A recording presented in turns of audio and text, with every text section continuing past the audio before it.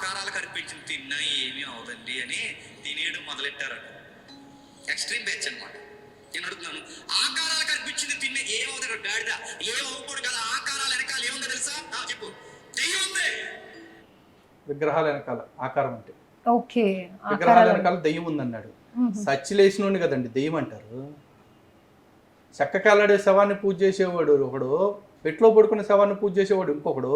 వీళ్ళందరూ మత ప్రచారం పేరుతో మా దేవుళ్ళని అవమానిస్తూ ఉంటే మరి సువార్త పేరుతో వచ్చారంటారేంటి? మా దేవుళ్ళని అవమానించడానికి వచ్చిన వాళ్ళని కొడుతున్నారు, సువార్త పేరుతో వచ్చినోడిని కాదు. మళ్ళీ చెప్తున్నా, మన మీడియా వేదికగానే చెప్తున్నా, హిందూ దేవుళ్ళని అవమానిస్తే ఎవరినైనా సరే ఎరగొట్టేయండి. పబ్లిక్ స్టేట్మెంట్ ఇస్తున్నారు, మీరు మళ్ళీ ఒకసారి ఆలోచించుకోండి.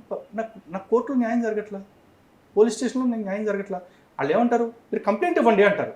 అంటే ఒక ముఖ్యమంత్రిని తిడితే మీరు సుమోటోగా కేసు పెడుతున్నారుగా, ఒక మంత్రిని ప్రతిపక్ష నాయకుడు ఎవరైనా తిడితే సుమోటోలుగా కేసులు పెడుతున్నారుగా.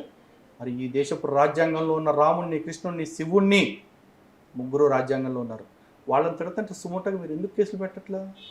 మీరు పెట్టినప్పుడు నేను మీ చుట్టూ తిరిగి మాకు న్యాయం చేయండి, మా దేవుడు పరువు కాపాడండి అని అడుక్కోవాలా?